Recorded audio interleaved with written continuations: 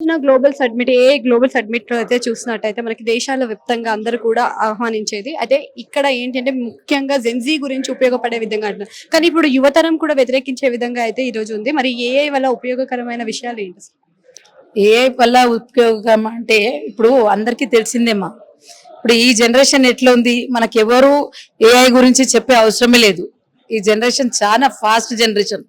ఆ టైంలో మేము చిన్నప్పుడు లైక్ మా దగ్గర మొబైల్ అంటే ఏం తెలియదు, ల్యాండ్ లైన్లే ఉంటుండే. బట్ ఇప్పుడు ఎట్లా ఎంత ఫాస్ట్ ఉంది. ఇప్పుడు 2 years పిల్లలకి కూడా మీరు మొబైల్ ఇస్తే వాళ్ళు ఆపరేట్ చేస్తారు దాన్ని.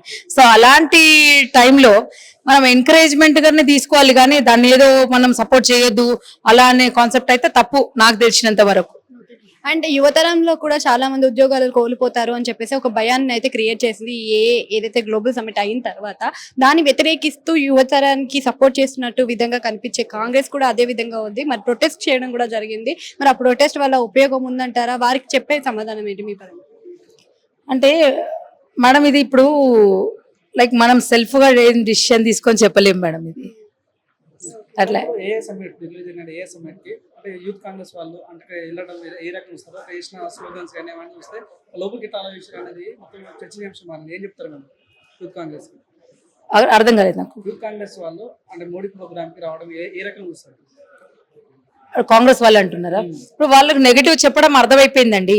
ఎందుకంటే ఇప్పుడు బాస్ రాహుల్ గాంధీ లాగా ఒక బాస్ ఉంటే ఏమవుతుందో అది అందరికీ తెలుసు. మనం స్పెషల్ గా ఏం చెప్పే అవసరం లేదు. చిన్న పిల్లల్ని కూడా అడిగితే చెప్తారు. మన అంటే ఇప్పుడు 55 సంవత్సరాలు అయినా కూడా స్టిల్ నేను యూత్ అంటాడు ఆయన. సో ఇప్పుడు అటువంటి పార్టీ బాస్ ని తీసుకొచ్చి మనం ఏం మాట్లాడొచ్చు చెప్పండి. యూత్ కాంగ్రెస్ చేసింది, మేమేం చేసింది లేదు అనే విధంగా కూడా కొన్ని అంశాలు కూడా కనిపిస్తున్నాయి. మరి యూత్ కాంగ్రెస్ అంటే కూడా అందులో భాగంగానే నడిచింది కదా, మరి దానికి మీరు చెప్పాలి మ్యామ్. ఇప్పుడు వీళ్ళందరూ కలిపి నడిపే గేమే ఇదంతా.